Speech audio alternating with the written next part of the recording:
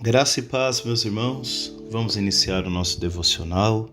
Quero acolher os irmãos de forma fraterna, carinhosa, agradecendo a você, meu irmão, por permitir estarmos juntos, mesmo que através de um link, mesmo que através do celular, de um smartphone.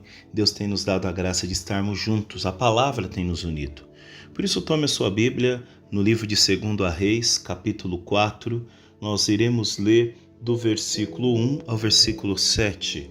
Novamente, livro de 2 Reis, capítulo 4, versículos do 1 ao 7. Vamos ao texto?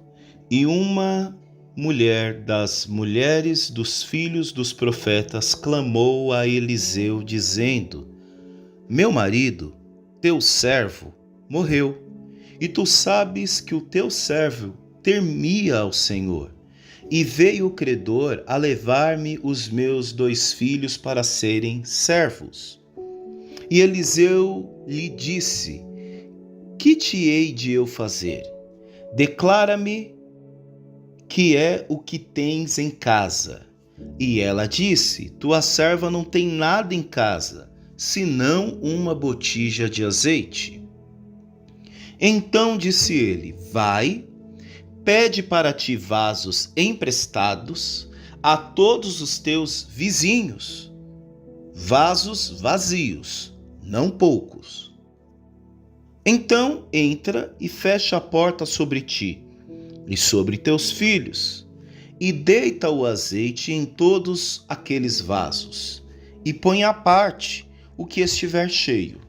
Partiu, pois dele, e fechou a porta sobre si e seus filhos, e eles lhe traziam os vasos, e ela os enchia. E sucedeu que, cheios que foram os vasos, disse a seu filho: Traze-me ainda um vaso. Porém ele lhe disse: Não há mais vaso nenhum. Então o azeite parou. Então veio ela e o fez saber ao homem de Deus, e disse ele: Vai, vende o azeite e paga a tua dívida, e tu e teus filhos vivei do resto. Amém, irmãos? Nós estamos diante de um texto antestamentário, um texto do Antigo Testamento, que tem aqui o profeta Eliseu. O profeta Eliseu ali relata um ato de milagre, em 2 Reis. Lembrando que no 1 Reis nós temos a presença de Elias. Quem não conhece, o profeta Elias, o famoso desafio dos sacerdotes de Baal. E qual é o contexto histórico ao qual essa palavra se passa? O período do profeta Eliseu é um período marcado por muita idolatria em Israel. Ali provavelmente no século 9 a.C., quando Israel estava afastado de Deus e adorando ídolos, como Baal. Por isso que eu citei aqui Elias na sua peleja contra os sacerdotes de Baal.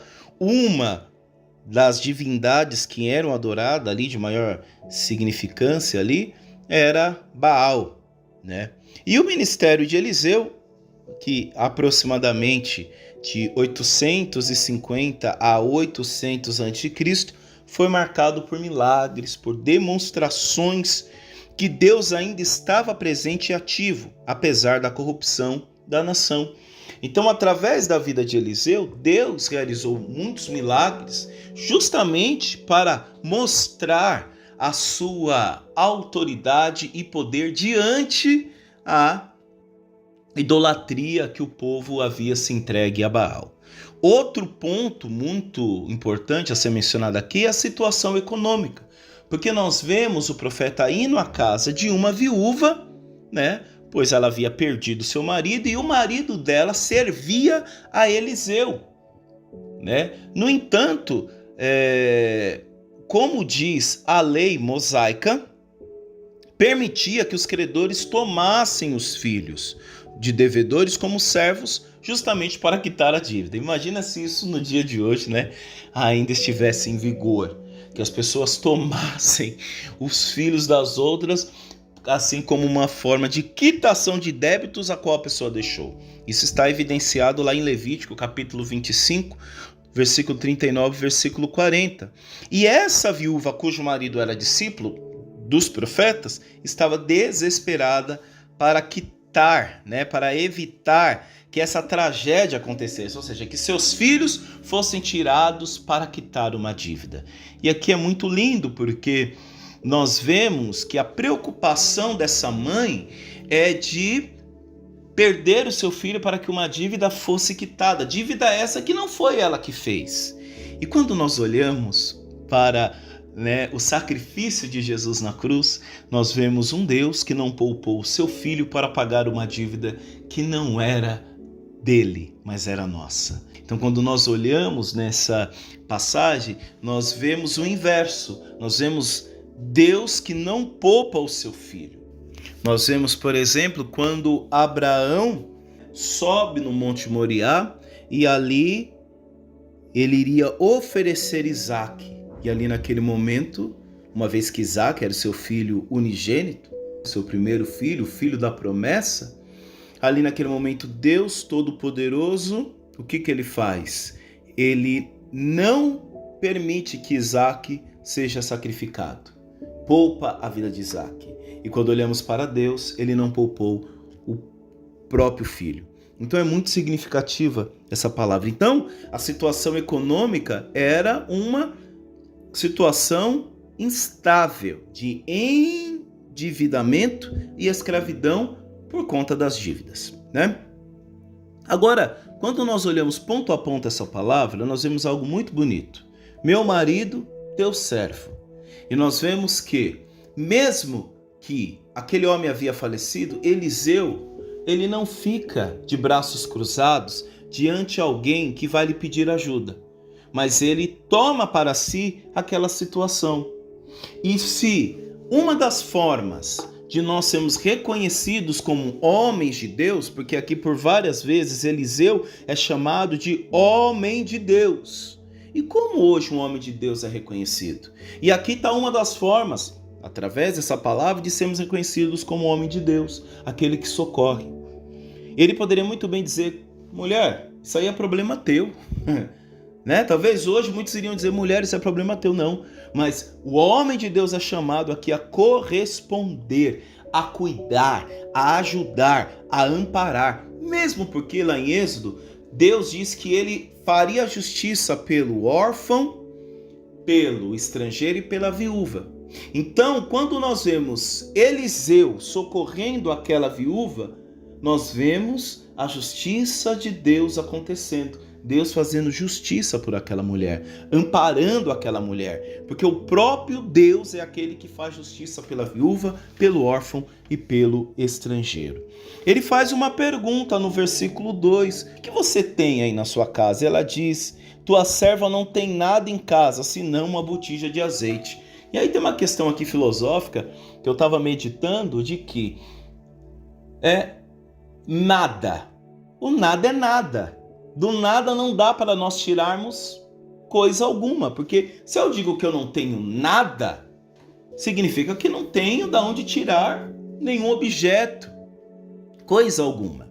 Mas ela diz, a sua serva não tem nada, senão uma botija de azeite. E o que a gente pode aprender com isso? Deus continua sendo aquele que faz grandes coisas com o nada que nós achamos que possuímos. Deus é aquele que ainda continua fazendo coisas extraordinárias com o simples, com ferramentas que Deus já nos deu, com coisas que Deus já tem colocado no nosso dia a dia. Veja que no versículo 3 agora ele dá uma ordem. E nós precisamos entender que muitas vezes o milagre não vai acontecer da forma que nós imaginamos. Mas o milagre também vai acontecer com colaboração das pessoas que estão ao nosso redor. Muitas vezes o orgulho tem nos deixado de viver, tem nos impedido de viver milagres. Veja que Eliseu começa a trabalhar Eliseu começa agora a ser um condutor do milagre na vida daquela mulher. Mas essa ação milagrosa não privou aquela viúva de uma ação, de um movimento. E qual o movimento que agora Eliseu pede a ela? Primeira coisa, vai e pede para ti vasos emprestados. A quem? A todos os teus vizinhos. Vasos vazios e não poucos. E aqui eu fico pensando, meu irmão, como era a relação desta viúva com os seus vizinhos? Às vezes, meus irmãos, a provisão que Deus tem para a tua vida está na casa do teu vizinho. Agora eu fico imaginando aquela mulher. Estou aqui imaginando, vencendo o orgulho, porque é assim. Quando nós necessitamos, quando nós estamos precisando, a gente passa por cima do orgulho, a gente passa por cima da vaidade, a gente bate palma na casa do vizinho, aperta a campainha, manda o WhatsApp e pede as vasilhas. Então, muitas vezes, Deus vai nos colocar em situações para nos educar, para matar o nosso orgulho. Então, imagina qual era a relação dessa vizinha. Qual era a relação dela com a vizinhança? Por isso que nós não podemos fazer do nosso cristianismo, da nossa relação com Deus, um monastério. Por isso que a gente não pode fazer da nossa relação com Deus uma muralha, uma blindagem. Não, meu irmão, você vai precisar do outro. E muitas vezes Deus vai colocar aquela pessoa que está do seu lado, ou improvável, para te abençoar. É Ele que vai ter a vasilha, o vaso vazio, para lhe ajudar na restauração. Talvez hoje dentro da tua casa você não tem nada a não ser uma botija, mas o teu irmão vai ter as vasilhas necessárias para que a obra de Deus e o milagre que Deus quer operar na tua casa aconteça. Porque se você não tem, você vai precisar recorrer ao outro que tem. E ele diz, não poucos. Então ela não bateu só em uma casa, ele bateu em muitas casas. E dura coisa é quando a gente tem que abrir para as pessoas que estão ao nosso redor as nossas fraquezas. Dura coisa é quando nós temos que abrir para a vizinhança as nossas fragilidades, abrir para os outros aquilo que nos falta. Porque muitas vezes o que nós queremos é mostrar que nós estamos bem. Não importa se por dentro nós estamos um caco, mas o importante é o exterior. O importante é mostrar que na nossa casa está tudo sob controle. Não importa se está faltando tudo e você tem apenas uma botija. Não, você precisa viver de aparência e mostrar que está tudo bem, não. E Deus não quer isso. Deus não quer uma aparência. Deus quer a verdade. Deus quer uma restauração. E é isso que ele faz com aquela mulher. E quem quer ver milagre precisa ter obediência. Eu me lembro que em um devocional anterior eu disse que uma palavra empenhada, quando encontra um coração obediente, o resultado é milagre. Veja que aquela mulher fez conforme o profeta havia orientado. Palavra empenhada com o coração obediente. E o coração obediente agora segue nas instruções de que Eliseu havia dado, versículo 4. Então entra e fecha a porta sobre ti e seus filhos. Você lembra do que Jesus disse para os seus discípulos? Vós, quando orares, entra no teu quarto, fecha a tua porta. Porque, meus irmãos, certas manifestações de Deus precisam acontecer na intimidade.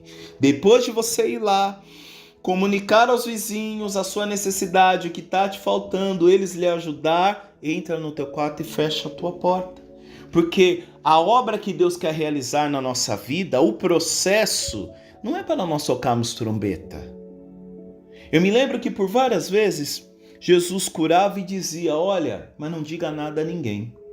Com o leproso ele diz, apresenta-te ao sacerdote, porque era o sacerdote que iria testar se ele estava curado ou não, segundo a lei mosaica. Está lá em Levítico. Era o sacerdote que atestava que diagnosticava se ele estava leproso ou não. Por isso que Jesus falou, se apresenta lá ao sacerdote, porque é ele que vai dizer que você pode voltar ao convívio da sociedade e não ser tratado mais como leproso, ter que continuar vivendo no leprosário. Mas por muitas vezes Jesus dizia, olha, não comente nada a ninguém, não fale para ninguém. Agora, pense essa instrução no dia de hoje. Talvez nas nossas igrejas, as nossas comunidades de fé, se o paralítico se colocasse em pé, se o cego voltasse a enxergar, se o mudo voltasse a falar e consequentemente o surdo voltasse a ouvir, muitos iriam colocar um banner, uma faixa, venham porque aqui tem milagre, venham porque aqui tem manifestação. E nós estamos esquecendo que Deus quer realizar coisas grandiosas, mas na intimidade. Lembra a filha de Jairo? Jesus pede que a multidão saia, porque a multidão já estava chorando, pranteando, dizendo, meu Deus, já morreu, enquanto Jesus chama na intimidade do quarto, para ver que o milagre ainda acontece na intimidade. E é a mesma orientação que Eliseu diz, olha, fecha a tua porta. O que acontece dentro da tua casa, a tua relação é entre você e Deus. Aleluia! Não faça da sua relação um outdoor, algo para se vangloriar. Não! E agora, eu acho interessante, né? Porque aquelas vasilhas, ele diz como elas precisam ser administradas. Coloca um pouco de azeite em cada um daqueles vasos. Olha o versículo 5, partiu, pois, dele, fechou a porta sobre ti e seus filhos, e lhes traziam os vasos, e ela os enchiam. Mais uma vez, meu irmão, sabe por que tem gente que não está vendo milagre no dia a dia? Sabe por quê? Porque é muito vaidoso, porque é muito arrogante. Tem gente que pede milagre para Deus porque se acha soberano, não quer descer do salto. E aqui você vê um milagre que vai acontecendo na cooperação. Os filhos trazem os vasos e ela os enchia. Ou seja, acontece um transbordar. Transbordar. E esse é o nosso chamado, de transbordar na vida do outro aquilo que já tem em nós. O problema é que nós estamos querendo encher o outro, mas nós não temos para encher. O problema é que nós estamos querendo curar o outro, enquanto nós não estamos em posse de uma palavra que cura. O problema é que nós estamos querendo libertar o outro, enquanto nós não estamos em posse de uma palavra de libertação. E aqui o processo é dividido. Os filhos lhe traziam os vasos e ela os enchiam. Então acontecia um transbordar. Foi o que Jesus fez com a samaritana. Transbordou sobre ela e ela foi para a cidade e transbordou sobre todos aqueles, ao ponto dela convidar aqueles samaritanos para conhecer quem era Jesus. Então a nossa vida não é sobre encher, é sobre transbordar. À medida de que eu vou transbordando e não me faz falta, porque se eu estou cheio eu transbordo no outro. O problema é quando nós sempre nos sentimos vazio, nunca nos sentimos pleno. E quando não nos sentimos pleno, aí acontece isso. A gente corre atrás do monte, né? Como o diálogo da samaritana, a gente corre atrás do lugar da manifestação, porque eu nunca estou preenchido, nunca eu estou pleno. Eu sempre preciso de algo para me sentir cheio, satisfeito. E aqui nós vemos um milagre que conta com a colaboração de todos que estão dentro da casa. Um me traz o vaso e eu vou enchendo. O versículo 6 continua dizendo, e sucedeu que cheios que foram os vasos, porque na presença do Senhor todos são cheios, todos saem repletos, amém? E disse a seu filho, trazei-me ainda um vaso, porém ele lhe disse, não há mais vaso nenhum, então o azeite parou. Sabe o que significa? Que a graça de Deus é sob medida. O milagre ali não foi para desperdiçar, porque às vezes nós queremos que as nossas botijas estejam cheias, sem estrutura alguma. Às vezes nós estamos querendo coisas demais e não temos estrutura para administrar. E vai dizer quando todos os vasos foram preenchidos, foram transbordados, o azeite parou. E olha o versículo 7. Então veio ela e o fez saber ao homem de Deus. Quem é o homem de Deus? Eliseu. Olha que coisa. Eliseu dá uma instrução para ela. E aí é o momento dela viver o milagre. Qual é o momento de viver o milagre? De portas fechadas com seus filhos. Na cooperação, um traz o vaso e ela enche. Agora ela volta para falar para o homem de Deus. Deu certo. Fui falar com ele. Olha, deu certo o que você falou. Aconteceu. E disse ele, vai e vende o azeite e paga a tua dívida. E tu e teus filhos vive do resto. Aqui tem uma coisa fabulosa. Vai e paga a tua dívida. Não esqueça o porquê do sobrenatural na tua vida. Não esqueça o porquê de todo esse mover. Não esqueça o porquê que você foi de vizinho em vizinho pedindo vasilhas. Vazias e muitas. Era para que agora você pagasse a tua dívida. E que, depois disso, você pudesse viver do resto. E esse é o problema. Esse é o problema. Tem muita gente que não quer viver do resto. Tem muita gente que não quer viver mais da dependência. Viva do resto. Olha, até aqui Deus te deu o necessário. E muitas vezes a gente não entende essa palavra.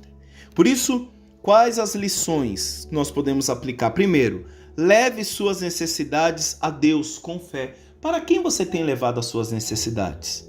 Aquela mulher levou suas necessidades para um homem de Deus. Para quem você tem levado as suas necessidades? E quando for levar, leve as suas queixas, as suas necessidades para quem pode resolver, para quem tem resposta. A viúva não tinha recurso, mas ela levou sua causa ao homem de Deus. E nós que nos dizemos, e nós que nos auto-intitulamos homens e mulheres de Deus, temos recebido causas. Mas como nós temos auxiliado os nossos irmãos? A forma a qual nós temos auxiliado os nossos irmãos mostra se nós somos homem de Deus ou não. Porque homem de Deus ajuda o outro a pagar a dívida. Homem de Deus dá uma palavra de liberação, uma palavra de liberdade. Veja o versículo 7, o que o homem de Deus diz, ele diz, vai.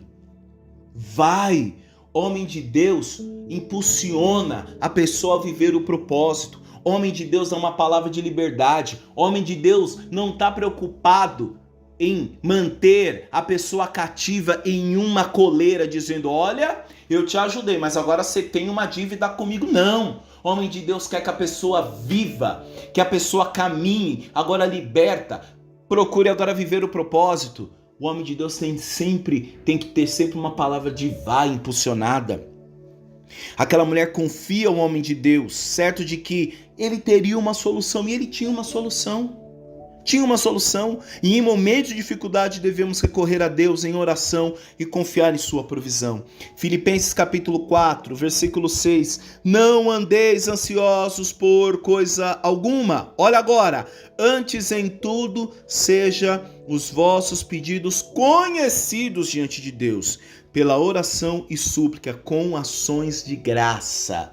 É aquilo, fale do problema para quem pode resolver, para quem tem solução. Segundo ponto, faça a sua parte e confie no agir de Deus. Lembra que eu falei? O milagre ocorreu, mas isso não privou aquela mulher de ir até os vizinhos e fazer tudo conforme o profeta havia falado. E é nesse processo que Deus quebra o nosso orgulho. Eliseu, meus irmãos, deu uma instrução prática. A viúva deveria buscar vasilhas e derramar o azeite. Deus poderia ter feito o milagre sozinho, mas pediu que ela agisse. Agir em fé. Lembra que eu falei? Uma palavra empenhada, quando encontra um coração obediente, acontece o milagre. Tiago, capítulo 2, versículo 17. Assim também a fé, se não tiver obras, é morta em si mesmo. Tem muita gente que tem fé, mas tem pouca iniciativa. Tem muita gente que tem fé, desculpa dizer, mas tem pouca obediência. Se levante, se movimente. Aliás, eu desconfio, tá? De um avivamento, de um encontro com o transcendente que não nos coloca em movimento. Eu desconfio. Terceiro ponto, Deus é a fonte inesgotável da provisão. O azeite só parou de multiplicar quando não havia mais vasilhas disponíveis. Isso mostra que a provisão de Deus não tem limites, mas depende da nossa disposição de recebê-la. Salmo 23, versículo 1. O Senhor é meu pastor e de nada terei falta. Ele é tudo que necessitamos. Ele é tudo que necessitamos. Talvez você está na situação dessa viúva, ou talvez você está na situação deste profeta. Seja no lugar da viúva, seja no lugar do profeta, cabe-nos obedecer, cabe-nos confiar. Vamos orar? Pai amado, Pai querido, rico em bondade, graças te damos por esta palavra, Senhor. Ô Pai, obrigado porque ninguém é tão pobre que não possa, transbordar algo na vida do irmão. Nos ajude, Senhor Deus, a ser gratos. Nos ajude também a ser obedientes. Nos ajude, Senhor Deus, a entender os propósitos, porque o propósito nos coloca no lugar do milagre. Pai, nos ajude, Senhor. Nos ajude. Nos ensine a ser gratos, Pai. Nos ajude, Senhor Deus, a ter sensibilidade, a não ser alheios diante da necessidade do irmão. É o que nós te pedimos, em nome de Jesus. Amém. Meu irmão, minha irmã, um dia abençoado para ti, em nome de Jesus. Um forte abraço, Deus abençoe e até a próxima. Tchau, tchau. Fique com Deus.